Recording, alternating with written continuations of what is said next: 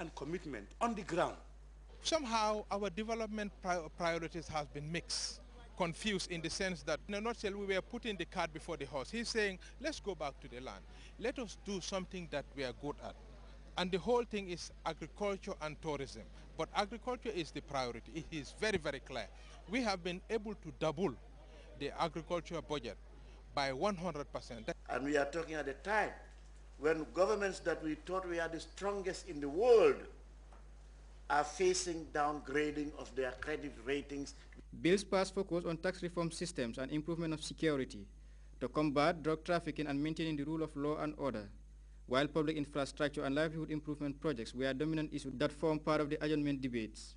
Now that the rain season is over and the construction stops at Mayock, the Minister of Works and of course the entire government should look into this matter, take it up as a matter of urgency, because the funding of this road has been secured and a contractor should be arranged to make sure that this very important road to be constructed. Amongst the achievements of legislature include a digital recording system for presidents of the National Assembly and a multi-million-dollar project at an advanced stage.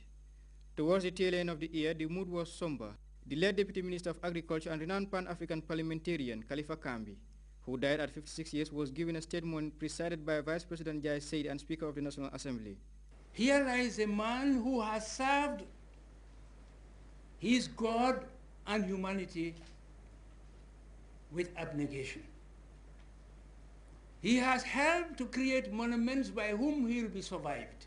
On behalf of His Excellency the President, the entire government, and by extension all Gambian people, because he served the whole of Gambia as Deputy Minister, I want to extend my condolences to all of us, because everybody in one way or the other has lost. The 2011 legislative year have registered remarkable achievements by the legislature, showing government efforts to improve program sectors that are likely to encourage employment opportunities for the attainment of MDGs and Vision 2020. Babukar Kamara, GRTS.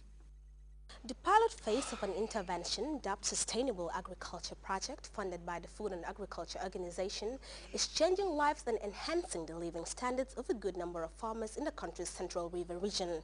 The local fish farming project, coordinated by the Directorate of Fisheries at the Ministry of Fisheries, Water Resources and National Assembly Matters, is helping to ensure access to relatively cheap protein while increasing household income for scores of farmers in rural Gambia. We have more on what is a novel idea in the Gambia in this piece by my co-presenter Abubakar Dabo. A $408,000 sustainable aquaculture pilot project is exceedingly changing the lives of hordes of men and women in rural Gambia.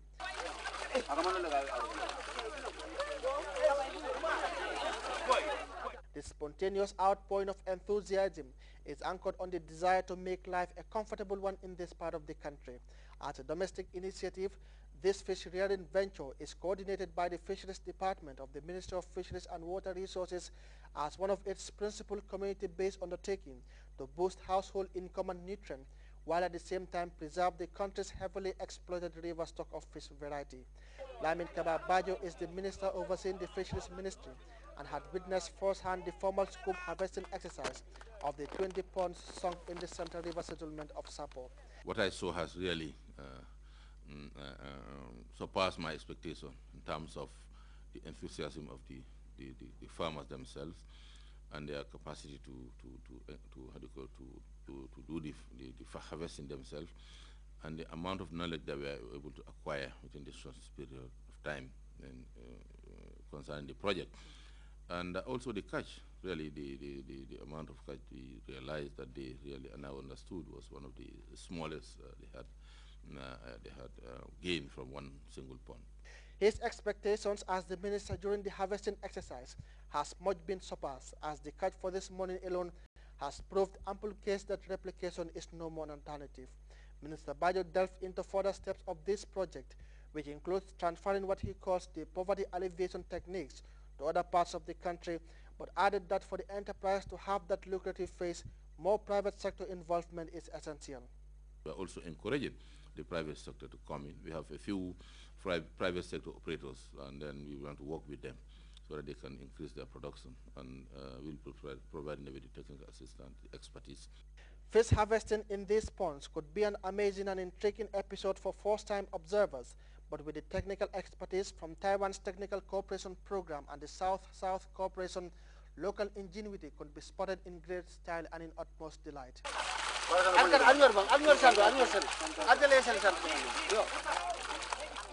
The Director of Fisheries, Famara Damfa, explained that the pilot project funded by the Food and Agriculture Organization of the United Nations will be implemented on a sustainable basis, and that additional 30 ponds are already sunk to increase and improve on productivity and output. In the first time we are doing aquaculture, we are using pump, we are pumping water. But now we are doing tidal aquaculture, where you know that you don't need any machine to buy petrol or whatever.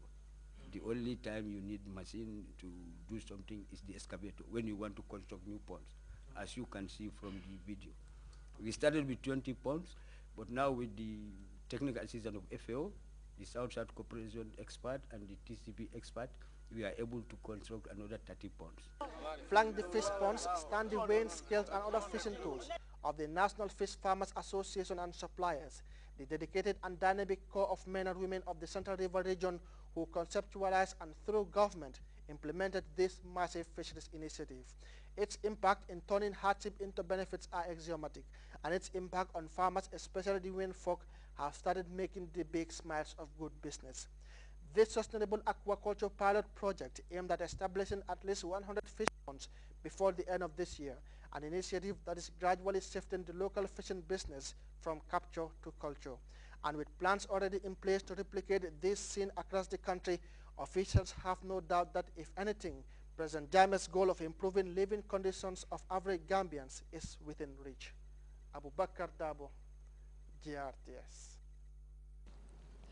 Well, Bubakar, the aquaculture project seems to be a very lucrative one. What will it have for private sectors if they're involved? Ajay, thank you very much. This is a very, very lucrative project which was rolled down since 2009.